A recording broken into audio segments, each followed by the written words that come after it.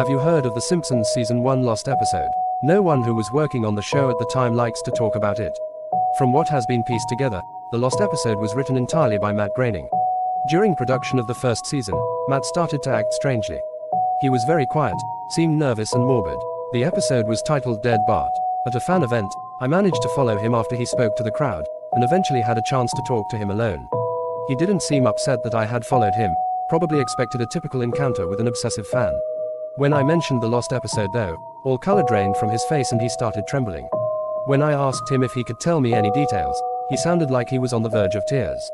He grabbed a piece of paper, wrote something on it, and handed it to me. He begged me never to mention the episode again. The piece of paper had a website address on it.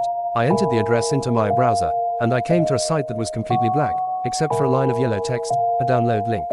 I clicked on it, and the file started downloading. Once the file was downloaded, my computer went crazy. It was the worst virus I had ever seen. System restore didn't work. The entire computer had to be rebooted. Before doing this though, I copied the file onto a CD.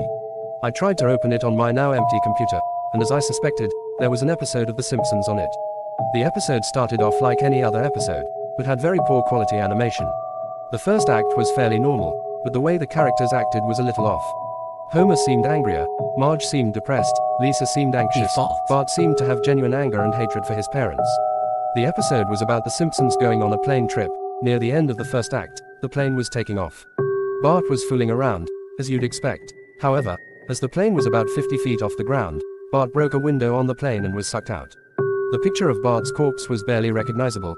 They took full advantage of it not having to move, and made an almost photorealistic drawing of his dead body. Act 1 ended with the shot of Bart's corpse. When Act 2 started, Homer, Marge, and Lisa were sitting at their table, crying.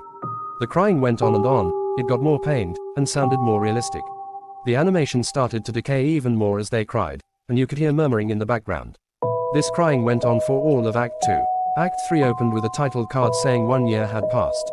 Homer, Marge, and Lisa were skeletally thin, and still sitting at the table. There was no sign of Maggie or the pets. They decided to visit Bart's grave. Springfield was completely deserted, and as they walked to the cemetery the houses became more and more decrepit.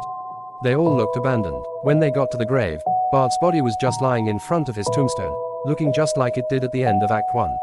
The family started crying again. Eventually they stopped, and just stared at Bart's body.